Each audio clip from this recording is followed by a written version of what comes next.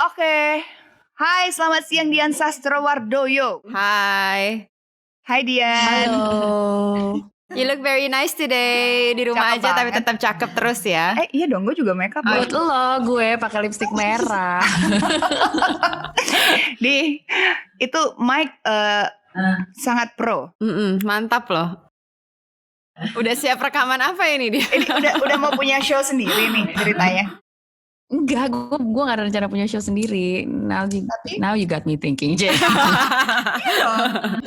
Temen gue soalnya si Aryo tuh, Shegario, my good friend. Dia kan juga, kalau dia kan emang vlogger kan, terus dia juga punya podcast. Terus habis itu pas kalau gue zoom sama dia kayak, wow, suara lu kok stamina banget. Nggak dia pakai professional mic gitu. Terus gue mau gitu. Terus habis itu gue juga kemarin zoom sama teman-teman ADC, kan ada si Denis Adi Suara juga pakai mic. Kalau dia bahkan mic-nya ada lampu-lampunya gitu, gila banget. Kalau dipencet bisa ada lampunya, berarti kalau lampunya nyala itu lagi nyala. Kalau dia tap lagi lampunya mati, dia berarti bisa kayak mute gitu. Oh iya, canggih. Denis itu teman SMP gue. Boleh tolong ditanya itu belinya di mana? Jadi sekarang kalau bisa dibilang sekarang kegiatan di rumah aja, and Mike ini yang membuat hari-hari lo lebih berwarna dong. dengan obrolan jarak jauh. Kemarin beberapa di minggu kedua gitu gue sempet kayak biar nggak bete tuh gue kayak ngejam virtual gitu sama teman-teman gue, ada kayak sama Yura, sama Nikita, sama ada Hesky, ada geng ngeband gue zaman SMP dulu, reuni semua di Zoom kayak gitu deh. Terus karena gue bagian nyanyi, jadi gue kayaknya lucu juga nih gue investasi. Intinya sih BM aja sih. karena lagi di rumah aja tuh semuanya tuh pasti nyari kesibukan aja ya. Tapi gue baru tahu lo bisa nyanyi itu. Kemana aja lo? Enggak tinggal di sini. Oh iya, gue malah karaoke banget. Iya, benci karaoke banget kita lu ya. Gimana sih? Tapi jadi kita temanya bersama Dian Sastro hari ini sebenarnya ringan-ringan aja, nggak usah terlalu heboh. Tapi kita pengen kenal Dian Sastro lebih dalam. Temanya ini apa? Women in their 30s. Yeah. Mungkin sekarang women in 30s. Kita semua lagi 30s ya, enggak ya? Iya, kita semua Iya. Oke, mungkin ini orang kan, kalau gue kan tahu lo banget ada apa dengan cinta dong. Itu kan masih belia banget kan lo.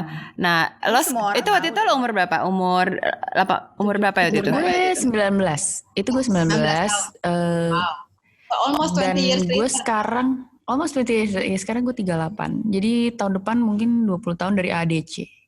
For my first film tuh tahun 99, 2000, itu 1999, berarti sekarang udah 20 tahun. That's like 2 films before ADC. Well, you don't age at all, that's why.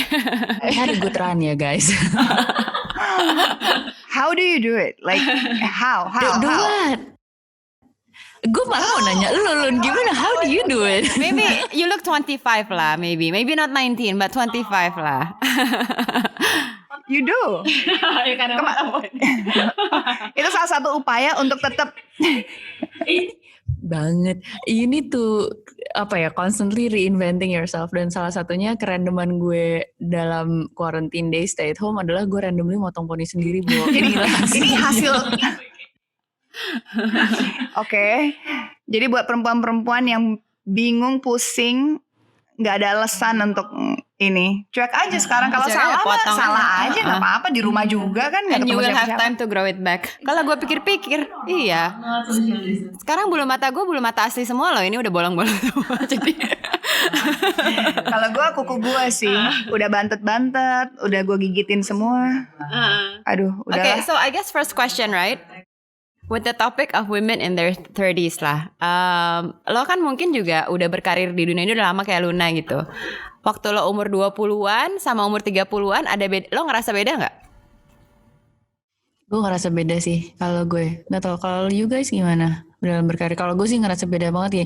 Especially kalau di karir kita kan di dunia entertainment ya, jadi kayak you're constantly in the spotlight, you're constantly being criticized physically, secara penampilan dan juga non physically juga, your performance bla bla bla, your personality what not gitu loh. Sementara kan lu juga masih grow. Kalau waktu in the 20s tuh lu kayak I feel gue tuh kayak masih constantly depending on other people's opinion about me. That's how I define myself. Jadi I do not have my independent concept of diri gue sendiri gitu loh. Sementara pas lo udah 30 gitu ya, lo tuh kayak udah mulai carefree kali ya. Lo kayak udah mulai punya a more fixed concept about yourself. Jadi lo gak terlalu depending on how your peers look at you or how colleagues work with you, and then gak tergantung feedback orang gitu loh. Whether you look good or not, whether you're a good worker or not, whether you're a good actor or not, or what, apapun deh gitu. You really have a clearer concept of yourself, and that's quite relaxing sih. Relaxing. Jadi kalau sekarang kayak mendengar like other opinions about you, like how do you cope with it? How do you handle that? Dia mau mencari tips juga sebenarnya Luna. Buat dirinya sendiri. Dia bisa relate juga kayaknya. Sering dibully. Sering dibully soalnya. Enggak, soalnya kan gini. Ya. Lu berasa gak sih, Bo? Fans kita sekarang makin muda ya, Bo? Kalau zaman dulu kan fansnya ada lebih tua dari kita ya, Bu, dari awal kita mulai karir. Lama-lama seumur. Lama-lama sekarang kok dede-dede semua. Itu bisa dilihat dari data ini kan, data Instagram kan. Tiba-tiba yang 18 sampai 24 tinggi juga ya. Manggilnya masih Kak kan, belum tante tapi kan. Manggilnya masih Kak kan. Gue masih dipanggil Kak.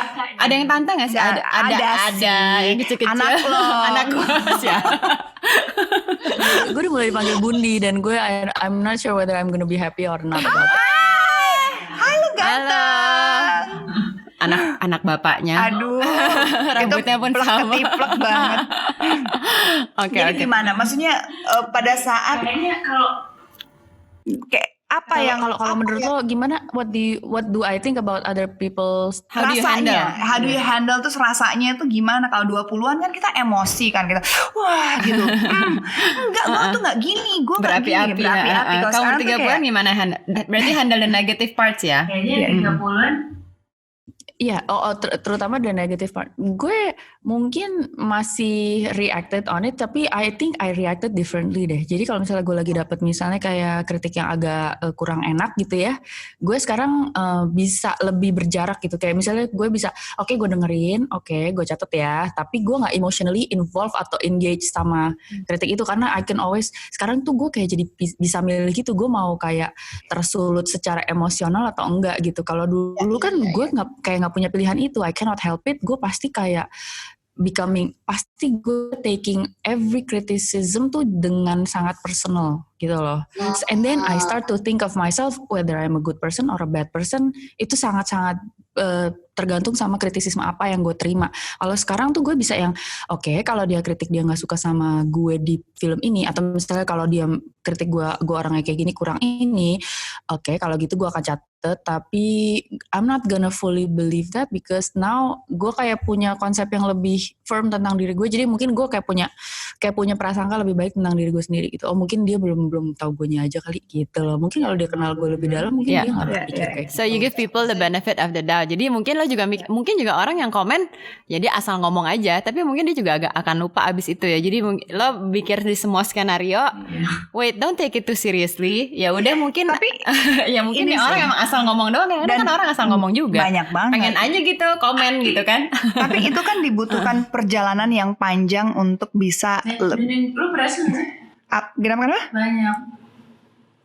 Kenapa nih? Sorry, Lun, gue mau ngajakin lo ngobrolin. Lo berasa gak sih adik-adik kita, teman-teman kita yang pekerja-pekerja sini yang lebih muda dari kita ya Lun ya, itu tuh masih banyak banget yang di tempat itu, di tempat dimana kita sangat terpengaruh sama opini negatif orang. Banget. Jadi kerjaannya tuh yang komen-komen Instagram dibacain, terus bener-bener percaya gitu. Gue tuh ngeliat mereka kasihan loh, karena it's actually drain your energy pertama, and suck your energy juga. Gitu. Yeah. Kadang-kadang kalau gimana lo? Kalau gue tuh caranya kadang-kadang kalau gue baca, gue tuh udah gini. Mungkin ada yang kayak masuk di hati, tapi gue coba tarik nafas, mungkin berapa tarikan nafas, dan gue berpikir langsung gitu, ini tuh terlalu kecil untuk gue habiskan energi gue gitu loh. Ya benar. Dan gue tidak mau masuk ke dalam pusaran yang shallow. Gue bilangnya itu agak shallow, maaf kalau mungkin ada yang tersinggung atau gimana. Itu karena itu cukup shallow, karena pertama omongan negatif itu belum tentu benar gitu. Jadi gue biasanya tarik nafas dulu, gue reflect ke diri gue. Ini omongan ini benar apa enggak? Gue begitu apa enggak? Atau misalkan ini hanya omongan yang asalnya plus doang, yang Gue kangen deh ngobrol sama lo gila Wars, kita udah lama banget nih gak ketemu. Gue jadi kangen deh. Gue jadi inget terakhir kali gue ketemu lo tuh kita pengajian ya, kajian gitu ya lo nih. Kangen deh. Udah jadi terlalu drifted. Anjing gue datang. Itu Indra barusan lewat Indra ya? barusan salah Indra. Sekilas info gitu lewat dia. Gue pikir Mas Yaen gitu. Tapi kok udah tinggi gitu. Jadi tapi kita pengen tahu sih, kalau misalkan untuk seorang Dian Sastro gitu, kritik apa sih yang paling pernah lo terima dan bikin lo tuh jadi kayak diem kayak oh no. Yang bikin sakit hati gitu Bukan maksudnya. sakit hati, yang bikin lo mikir. Bikin gitu. lo mikir. Ada gak sih kira-kira? Apa ya? Terus terang 10 tahun terakhir mungkin udah nggak ada lagi ya, karena gue juga udah punya cara baru ngelihat kritik gitu. Jadi gue juga mau inget-inget sekarang yang mana ya? Gak tahu juga. Cuma kalau dulu tuh dulu pas masih muda kali ya, yang gue masih inget ya. Pas gue masih belum punya konsep kayak gini, gue tuh dulu sangat-sangat takut banget dibilang dibilang sombong, dibilang pakai pop, bentar. Pakai pop.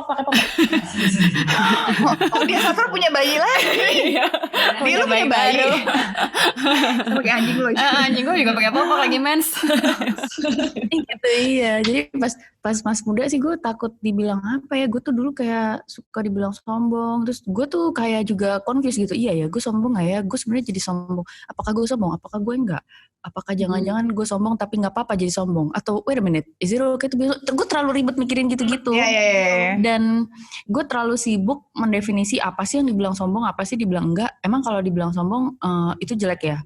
Kok gue enggak? Maksudnya gitu loh. Jadi gue terlalu ribet sendiri. Kenapa gue ribet ngurusin apa yang orang bilang, apa sih yang sebenarnya merupakan kebenaran tuh yang orang bilang, apa yang gue pikir gitu loh. Tapi itu ya mungkin itulah proses Yang benar buat perempuan. itu belum tentu benar buat lo gitu. Tau gak tapi ya, cewek itu sering banget dibilang sombong padahal hanya karena our sitting face is like this. Karena kalau lagi diem ya udah ya sorry kalau naturally mukanya judes gitu loh. Sorry aja. Gue paling sering dibilang galak sih. Iya kan, orang pasti kan bilang gue judes. Mungkin dia bilang lo galak. Mungkin dia kalau diem orang pikir sombong. Padahal mungkin lo lagi gak lihat orang gitu loh. Iya gak? Jadi sometimes it's as simple as that. Karena people judge you. Asli. It's our sitting face ya. Kadang-kadang kayak lagi ngayal apa gitu, mukanya kenceng gitu loh. Lagi bengong sebenarnya. Tapi ya mungkin sebenarnya itu juga apa ya, culture kali ya. Mungkin orang Indonesia tuh senang dengan sesuatu yang hangat, which is emang budaya orang Indonesia tuh kan memang hangat, ramah. Dikit-dikit harus senyum gitu dan ya. It's a good thing gitu. Kalau kita bicara soal orang Indonesia tuh yang paling diingat sama orang tuh adalah itu gitu. Iya. Mungkin ekspektasi kita adalah pada lu kan artis, lu harus begitu gitu. Oh iya. Try harder. Mungkin Tapi ini sih kalau misalkan dibilang untuk perempuan seperti Dian Sastro gitu, banyak yang a lot of people adore you gitu. Dan lu tuh udah terkenal dari umur belasan. dari SMP ya kali ya, SMA. Ya SMP lu udah mulai kapan gadis sampul segala macam. Your peak pada saat umur mungkin 20-an, terus pada masuk ke 30-an, lu punya ketakutan sendiri gak sih? Pas Kayak, baru mau masuk 30-an atau pas baru mau masuk ke 30-an? Ini mungkin buat adik-adik yang lagi mendengarkan, dede-dede yang tadi kamu sebutin semua. Yang baru mau, mungkin yang tahun ini berumur 29. Gue kenapa ya, gue merasa jauh lebih bahagia sekarang loh. Kenapa ya?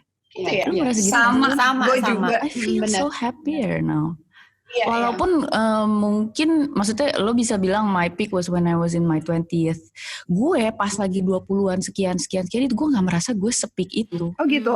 Justru lo merasa sekarang. Gue mesti kalau gue barometernya kan kebahagiaan ya, bukannya merasa peak atau enggak. Gue juga nggak tahu ukurannya apa. Cuma kadar kebahagiaan sih gue jauh lebih happy dan jauh lebih lalu itu sekarang. Kalau dulu waktu gue 20-an ataupun gue belasan, oke, gue baru mulai karir terus baru tahu yang namanya popularitas dan itu kan nggak selalu gampang ya. Tapi gue lebih banyak mikirin beban banget ya, capek banget ya kayak gini gitu loh. Ini kerjaan ternyata capek di mental ya, capek banget ya harus menyenangin semua orang atau memenuhi ekspektasi semua orang gitu loh. Kalau sekarang mungkin karena gue juga udah punya anak gitu, orang juga udah ngelihat gue jadi ibu-ibu kali ya, jadi gue juga kayak udah nggak ada ekspektasi juga orang mesti ngeliat gue kayak apa orang juga mungkin nggak expect apa-apa juga maksudnya gimana sih ibu-ibu gitu maksud gue kayak udah lah terserah gitu kan udah lebih bisa let go things yang nggak begitu penting dipikirin. Itu sebenarnya yang mungkin bikin bukan awet muda aja ya, tapi glowing from inside and out gitu. Jadi pada saat kita lebih konten gitu. Kemarin kita juga ngobrol sama Happy kan, women in their 40s gitu. Terus dia sih glowing banget dan dia happy banget kan sekarang menggelora loh. Kan memang nggak usah takut, soalnya gue kadang-kadang ketemu dede-dede gitu, aduh aku udah 28 tahun, 29. Gue yang kayak sebel. I am nearly 40, honey. Gue loh 30 plus, 35 plus gitu. Tapi somehow gue ngerasa umur 30 ke atas, start from 33 ke atas itu tuh menurut gue tuh lebih. Lu merasa lebih cantik di atas 30 gak sih? Iya. Lun, jujur deh. Hey, did you know? Jauh lebih happy the way you look sekarang apa dulu? Gue terus terang gue malah lebih merasa gue lebih happy sama how I look now daripada mungkin 10 tahun lalu. Did you know that women is actually in their sexual peak when they are in their 30s, it's not 20s. Oh wow, I didn't know that. Lu lihat di mana lu dengan Blinkist lo itu ya pasti ya. Fun fact, tadi kan ngomong sama Luna, you guys can relate so much about, I guess, bekerja di dunia entertainment. Nah, mungkin satu hal yang gue relate sama lo adalah we are in our 30s, tapi we are also a mother who is also a working mother.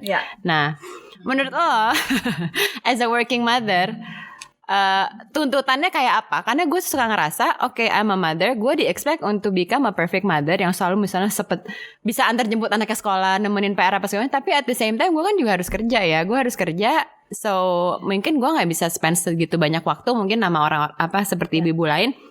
I feel like I have to work. Udah di kantor harus work twice as hard, di rumah harus work twice as hard. Ya? Oh iya, curhat. I know, I feel you. Sorry, ini bukan segmen gue, segmen dia. Calm down. Nggak, jadi maksud gue itu yang gue rasakan. Gue pengen tahu dari lo, mungkin what do you think that makes you survive, and menurut lo gimana gitu? Tantangan karena kita harus kayak we try to be good in both worlds gitu kan intinya. Dan kita kan semua kayak masing-masing punya kayak standar yang terlalu tinggi buat segala macam aspek hidup kita ya sih, as a mom, as a career woman, as a wife, ya gak sih, as a friend.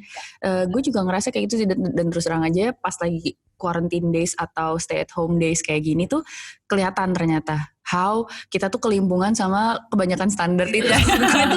Gue mau cerita sama lo nih, gue di minggu ketiga gue di rumah, kan minggu pertama tiba-tiba posting tiba-tiba kok jadi banyak banget yang bisa gue kerjain, gue masak, gue apa, gue ini segala macam. Tiba-tiba minggu ketiga gue yang kayak gamang gitu, why do I feel not okay? Terus ternyata gue curhat teman-teman gue si Asti, gue tuh kayak tiap hari punya kayak post-it isinya things to do in a day. Dan macam-macam ternyata banyak, Bo. Dan you know what happened? Ternyata at the end of the day, at dinner time 6 p.m, lo lihat ternyata dari list yang lo bikin itu nggak nyampe setengahnya aja belum kejadian. Karena emang there's so many berapa things banyak sih waktu ya. in a day lo pasti nggak bisa semuanya bisa tercover. Dan pada saat lo nggak berhasil dari sisi things to do aja lo belum kelarin, terus lo jadi down dan lo jadi feel less of yourself, dan itu tuh agak harmful buat diri lo sendiri. Terus kemarin gue juga sempat ada diskusi tentang self love kan. Terus salah satu ininya self love itu adalah lo juga nggak boleh terlalu keras sama diri lo sendiri, karena yang menderita nanti diri lo sendiri juga gitu loh. Kenapa lo harus segitu kejamnya sama diri lo, giving you so much things to accomplish, padahal lo juga harus kayak peka sama kemampuan dan lo lagi pengennya apa sih gitu loh. It's not about apa yang harus buat lo, tapi sebenarnya what do you feel like doing. Yang menarik adalah ini kan stay at home ini kan it's actually a good place buat kita tuh bisa kayak ngerjain hal-hal yang selama ini kita gak bisa lakuin, ya gak sih? Karena selama ini kita hektik banget mondar-mandir. Cuma at the same time I was beating myself up because I was not being as productive as I expected myself to be. Karena ternyata, dan gue komplain gitu sama beberapa teman gue, kenapa ya gue nggak bisa nulis, gue lagi ada deadline nulis, terus kenapa gue ternyata nggak seproduktif yang gue harapin. Well, Dian, lo nyadar nggak sih kita tuh sekarang we're in a pandemic. It's not a freaking productivity contest gitu. Dan gue tertohok anjrit. Gue merasa jangan-jangan subconsciously gue merasa ini kayak kontes produktivitas gitu loh. Secara gue orang yang nggak bisa diem juga selama ini kan ya nggak sih Marian. Jadi gue yang kayak jangan-jangan gue secara nggak sadar tuh kayak lagi mecutin diri gue untuk seproduktif kalau lagi nggak pandemic kayak gini. Cuma at the same time lo juga harus kasih yourself a break kali ya, bahwa ini emang lagi pandemic, ini emang lagi ada bencana satu dunia, dan it's totally okay if you're not feeling okay, you're stressed out. Lo lihat berita tiba-tiba you see death, you see how urgent things are. I mean, pasti it affects you kan, ya nggak sih? Jadi it's a process sih, Bo. Yang kita juga semua masih nyari caranya untuk nyari selahnya gitu kali ya, untuk bisa tetap produktif di hari-hari kayak gini gitu. But I really like that term ya. It's okay not to be okay. It is okay not to and be it's okay. not just now. It's actually every day. Kadang-kadang you have your days when ya udah it's okay loh gitu. Kadang-kadang sekarang dengan situasi seperti ini, pada saat nggak ada situasi pandemik seperti ini, dengan aktivitas yang normal apa segala macam, kita tuh selalu dituntut to be selalu do our best untuk berlomba-lomba untuk menjadi yang terbaik, untuk memunculkan ini supaya dilirik sama banyak orang.